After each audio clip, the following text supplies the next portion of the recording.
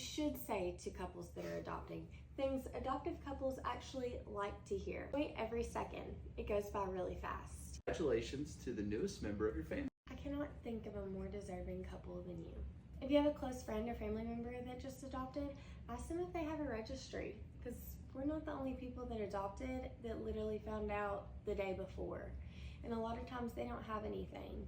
My best friend made us a registry on Amazon, posted it on her Facebook account, and it got shared so many times that I think we ended up with like 60 packages or something. It was a huge help, especially all the diapers. Yes, I don't think we bought diapers till he was like 1. No. It was literally such a blessing. He was outgrowing the size of diapers before we could go through all of that size. Remember how many we had, and then when we had Boston, we still had leftovers?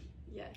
And we ended up giving them to other people, remember? Yeah. That was probably the best thing that anyone did for us when we first adopted. It was a huge help. And then if you are curious if someone is interested in talking about their adoption story, you can ask without asking. You can say something like, if they say they adopted or something, I'm sure your adoption story is so special.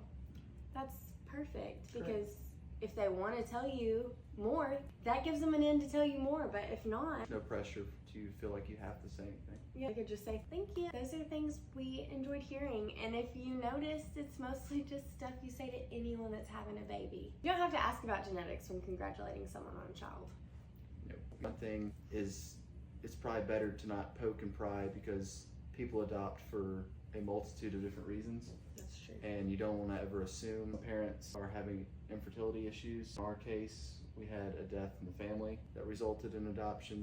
You never know the avenue or the path that the families took in order to go through an adoption. So probably less is more until the parents are comfortable enough to share that story with you. No, that's perfect. I agree. Let us know of other things you'd like us to share about adoption if you have any questions. If you want to ask boring old us some questions, we'll share.